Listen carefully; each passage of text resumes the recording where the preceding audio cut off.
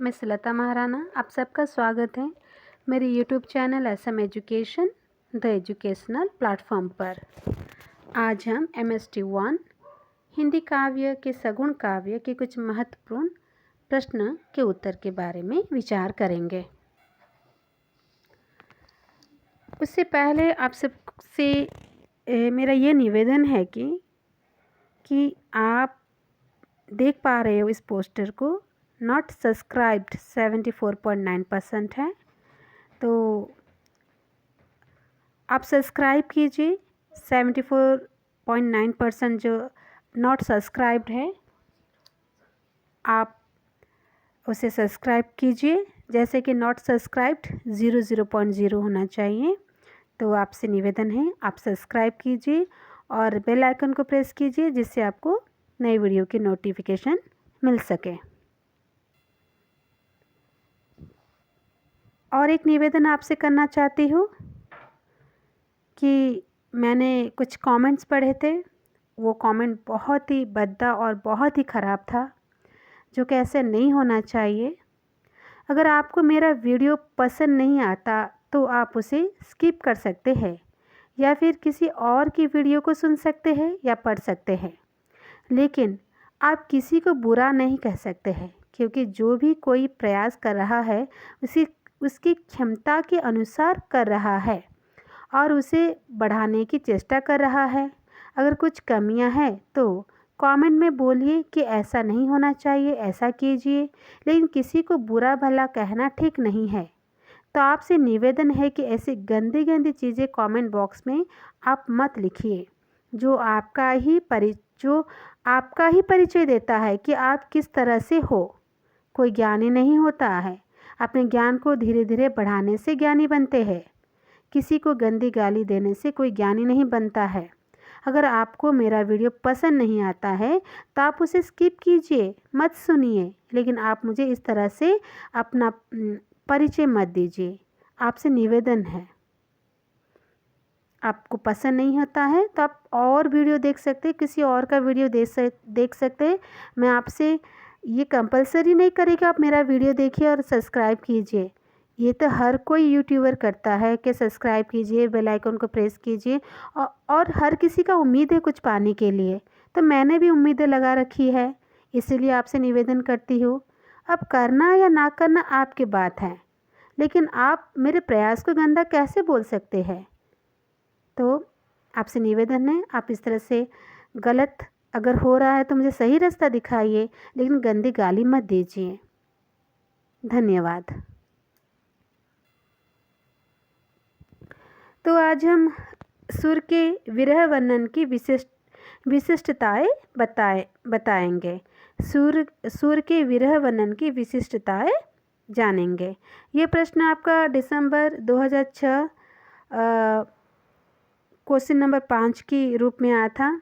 तो यह एक कहानी, एक कविता है। सुर के दोहे या सुर के पद इस तरह से हैं। यहाँ पर जब श्री कृष्ण मथुरा चले जाते हैं और वो वहाँ से लौट कर नहीं आते हैं, तब सभी गोपियाँ जो हैं, सभी गोपियाँ उनका वो लौट के आएंगे करके, गोकुल वापस आएंगे करके सब इंतज़ार करते हैं।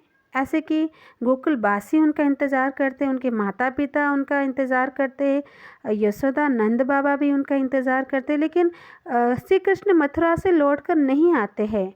और वो उद्धव के हाथों एक संदेश भेज देते हैं, और वो संदेश क्या है? योग संदेश। योग संदेश क्या होता है कि आप श्री कृष्ण के प्रेम को छोड़कर योग जैसा जो ज्ञान है, ज्ञान है, योग ध्यान पे आप चले जाइए और श्री कृष्ण के प्रेम को भूल जाइए। तो उद्धव के हाथों श्री कृष्ण यह संदेश गोपियों को सुनाने के लिए वो गोकुल भेजते हैं। तो वहाँ से ही ये सुर के पद कुछ लिए गए हैं। तो हम इसके उत्तर को वर्णन करते हैं। भ्रमर गीत के पद स्वतंत्र मुक्तक की अपेक्षा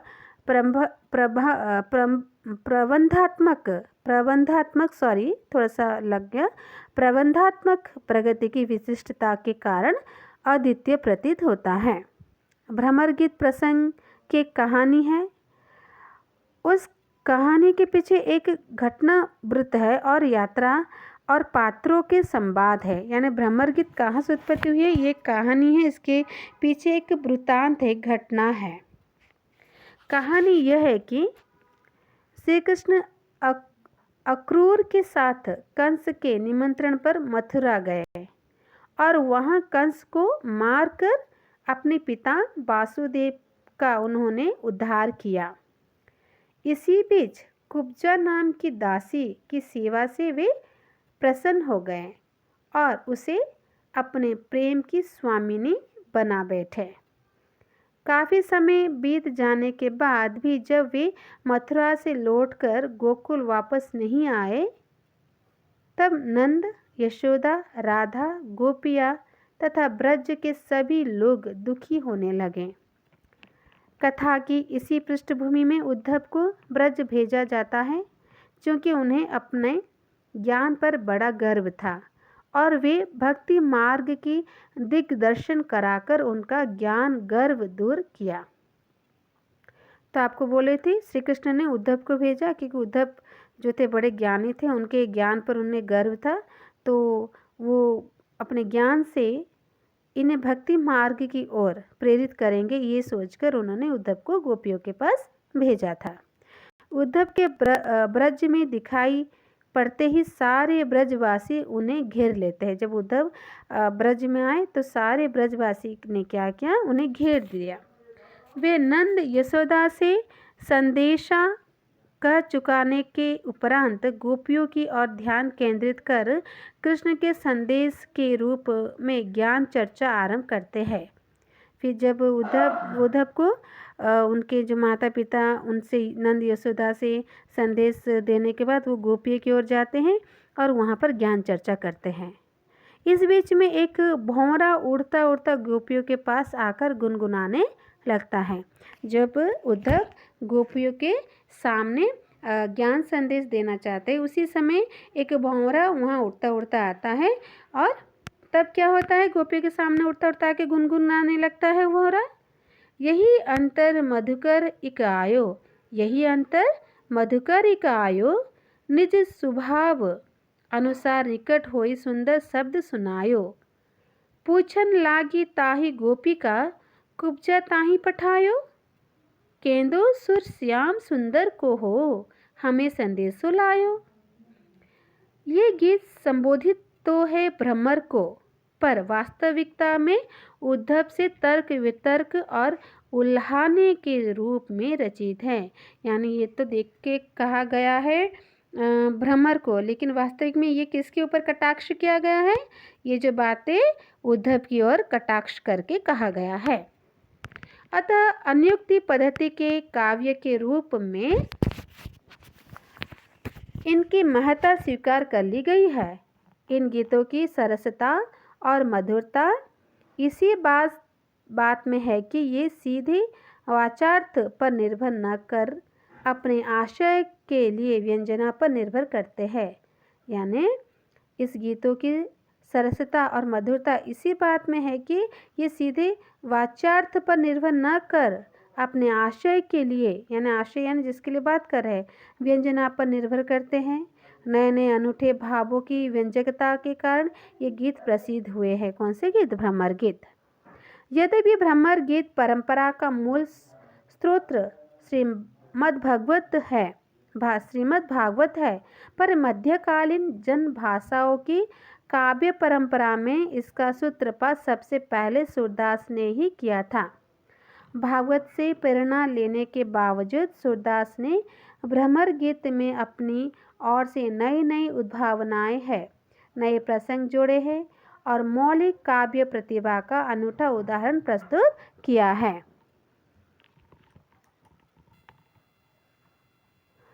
श्रीमद् भागवत में उद्धव को श्री कृष्ण ने सिर्फ यही काम सौंपा था कि ब्रजवासियों को सांत्वना दे आओ, धैर्य धारण करने का संदेश दे आओ। उद्धव के ज्ञान मार्गी होने, उनके ज्ञान गर्व को दूर करने के अभिप्राय से उन्हें गोकुल भेजने का कहीं भी उल्लेख नहीं मिलता। यही नई मौलिक सूझ सूरदास की है। गोचर लौकिक जीवन की रूप विभूति, लीला, दैनंदिन जीवन के क्रियाकलाप, पारिवारिक सामाजिक संबंधों के राग विराग आदि की महत्ता स्थापित कर सूरदास सगुण भक्ति का औचित्य प्रतिपादित करते हैं। गोकुल के ग्रामीण जनों के साथ बचपन से ही श्री कृष्ण रहते आ रहे थे। इन संबंधों को माया अथवा मिथ्या मानने की भावना सुर काव्य में कहीं भी प्रकट नहीं होती। इस तरह सूरदास का उद्देश्य है निर्गुण भक्ति का खंडन और गृहस्थ जनों की सगुण सांसारिक प्रेम भावना का भक्ति के रूप में मंडन। समझ में आ रहा है? इस तरह सूरदास का उद्देश्य है निर्गुण भक्ति का खंडन और गृहस्थ जनों की सगुण सांसारिक प्रेम भावना का भक्ति के रूप में मंडन। इसके अतिरिक्त श्रीमद् भागवत में गोपियों का तर्क वितर्क, वाद विवाद, खरी खोटी, जली कटी सुनाना आदि है ही नहीं। यह सब सूरदास का कमाल है। गाँव की ये लड़कियां कृष्ण के प्रति तन्मयता के कारण, वियोग व्यथा के कारण, अश्रु पंकिल भावुकता के कारण ही सिर्फ याद करने योग्य नहीं है। वे अपना अधिकार मार्ग रही है, गुस्सा और शोक प्रकट कर रही है, उद्धव को खरी खोटी सुना रही है और अपने प्रेम को सुसंगत साबित करने के लिए तर्कशीलता, उक्ति वैचित्र्य और विदग्धता का भी परिचय देती है। तीसरी बात यह है कि श्रीमद् भागवत में राधा का कहीं भी नामो उल्लेख तक नहीं है। सूरदास के यहाँ यह राधा जयदेव, विद्यापति और चंडीदास के माध्यम से आई है, पर इस राधा की प्रेम मूर्ति के निर्माण में सूरदास की प्रतिभा काफ़ी कुछ नए तत्वों का समावेश करती है। तो आपको ये समझ में आ गया है सुर के विरह वर्णन। ये सुर के पद है। आप अगर एनसीईआरटी क्लास टेंथ एनसीईआरटी जो हिंदी जो पुस्तक है क्षितिज उसमें भी आप देखेंगे पहला जो काव्य खंड है सूरदास के पद या सुर के पद है, वहाँ पर भी आपको श्री कृष्ण और गोपियों के और उद्धव का ये काव्य मिल जाएगा। उस प्रसंग में भी इस बारे में उल्लेख किया गया है, तो आप उसे भी आप पढ़ सकते हो, जिससे आपको थोड़ा सा नॉलेज आ जाएगा और आप इसे भी पढ़कर याद कर सकते हो। और सभी से ये निवेदन है कि अगर मैं PDF सेंड नहीं कर पा रही हूँ तो आप स्क्रीनशॉट ले लीजिए। स्क्रीनशॉट लेकर आप उसे प्रयोग करिए अपने पढ़ाई में। और इस तरह से आप मेरी वीडियो को लाइक कीजिए, शेयर कीजिए और चैनल को सब्सक्राइब कीजिए, बेल आइकन को प्रेस कीजिए, जिससे आपको नई वीडियो की नोटिफिकेशन मिल सके। धन्यवाद। नमस्ते।